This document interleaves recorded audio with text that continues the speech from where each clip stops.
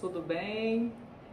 Hoje nós vamos falar sobre um assunto bem mais extenso do que os outros vídeos anteriormente, mas que de grande importância quando a gente fala em perda de memória, perda de cognição, que a gente chama atualmente de contínuo da síndrome da demência de Alzheimer.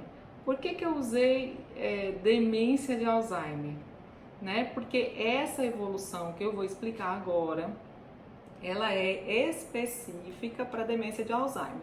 Vocês vão ver o link abaixo, que eu já tenho alguns outros vídeos falando que a demência de Alzheimer ela é a mais prevalente, hoje em torno de 50% das síndromes demenciais, mas ela não é a única. A gente tem outras demências também, como a demência frontotemporal, a demência por corpúsculo de Lewy, a demência por doença de Parkinson, a demência vascular, entre outras.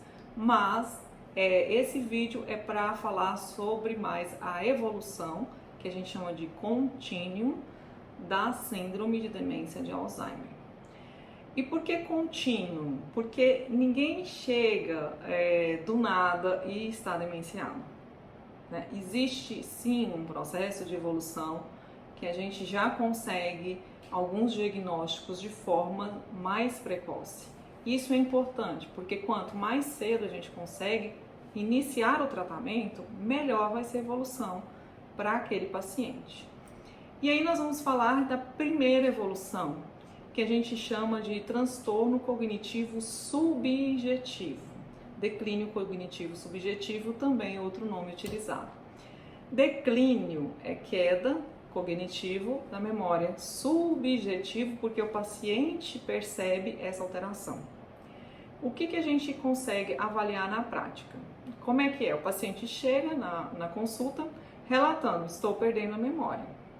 Você vai fazer o quê? Rastreio para a investigação da memória.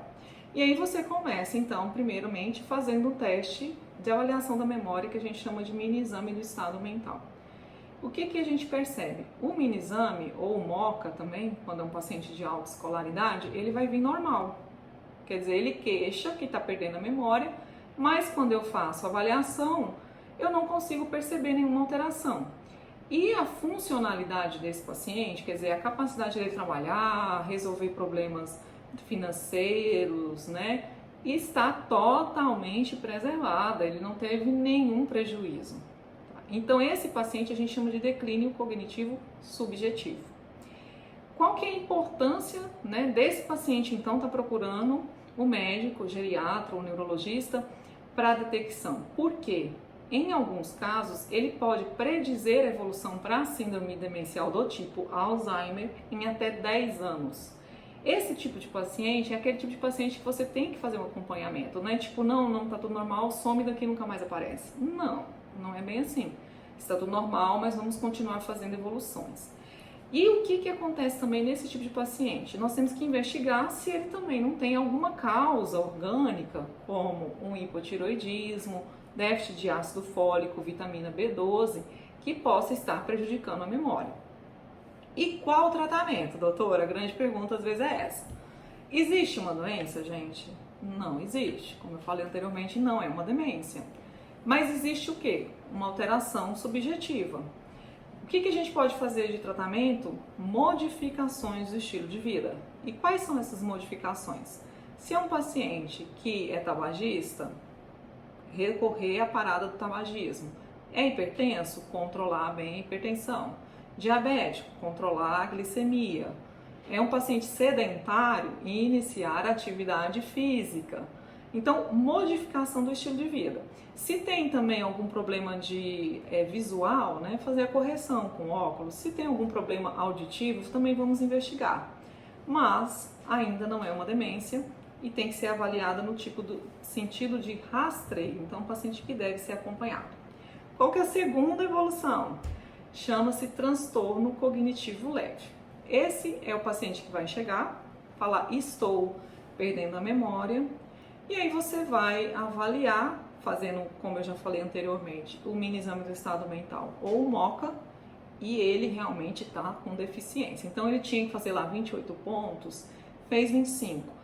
Mas é um paciente que continua fazendo tudo do que ele faz habitualmente, não tem prejuízo nenhum, né? Então ele é um paciente funcional, ele vai para o trabalho dele, ele paga as contas direitinho. E aí, o que a gente faz também nesse caso, doutor? Então ele tem a memória lá alterada, mas é um paciente que trabalha, faz todas as suas rotinas e não tem nenhuma alteração, né, para que a gente possa pensar numa demência mesmo. Esse paciente, ele pode ter uma evolução da perda de 1 a 5% da memória aí por ano. Então, também é um paciente que a gente tem que acompanhar, assim como aquele paciente que eu falei anteriormente. E é um paciente que também tem que iniciar modificações do estilo de vida. Também ainda não temos nenhum tipo de tratamento específico. E entra também nessa questão do tratamento da modificação do estilo de vida a reabilitação da memória, estímulos para a memória, tá, gente? Então pode ser um aplicativo de celular, que eu já falei em outros vídeos aí também, se vocês quiserem, segue o link abaixo. Um curso como, por exemplo, também o Supera. Então existem opções. O que não pode é não fazer nada, né? E outra opção que a gente tem recentemente liberada pela Federação Americana é aquela droga para alguns tratamentos precoces de demência, que foi liberada em 2021 pela Federação Americana, mas ainda não temos no Brasil.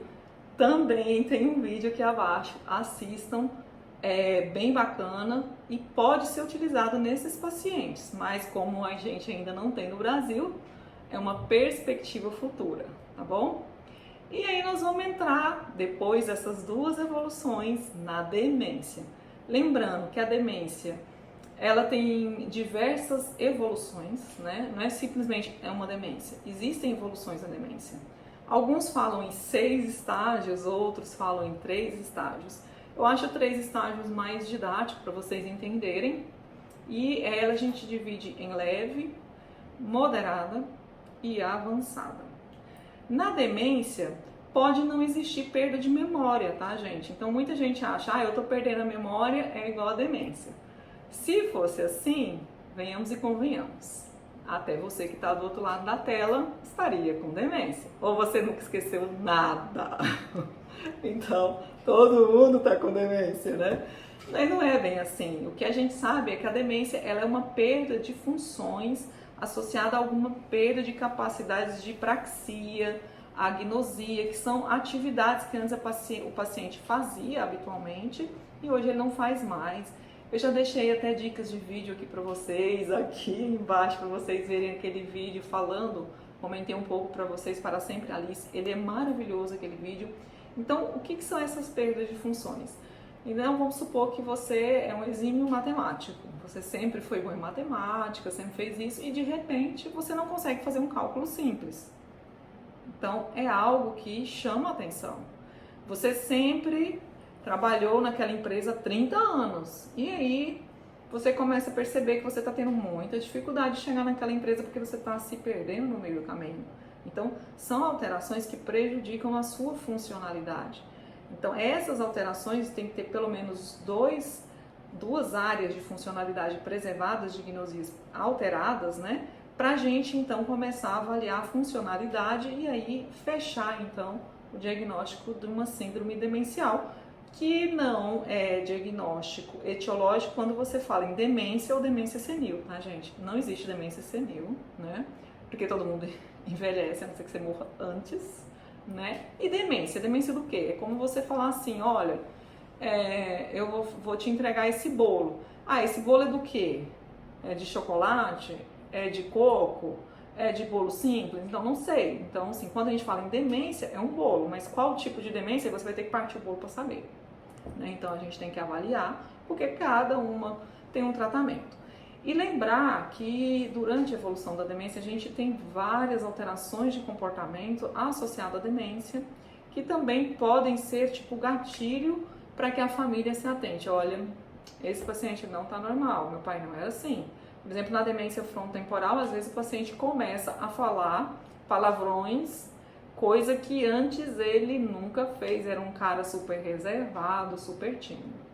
Então, esse vídeo é um vídeo muito bacana porque ele dá um alerta, né, de como a gente evolui na demência de Alzheimer, de como a gente deve proceder em cada fase da demência, em cada fase da evolução também para a demência de Alzheimer, e como a gente pode se prevenir, né? Eu acho que a grande questão é a prevenção, porque uma vez que a doença está instalada, infelizmente, é só o tratamento para prolongamento, a gente não tem cura até o momento, e a qualidade de vida daquele paciente e da família também é totalmente modificada depois desse diagnóstico e depois da evolução da doença também.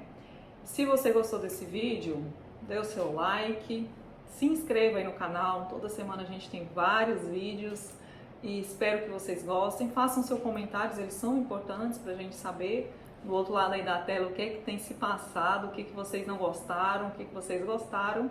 E até o próximo vídeo, gente. Um abraço, tchau!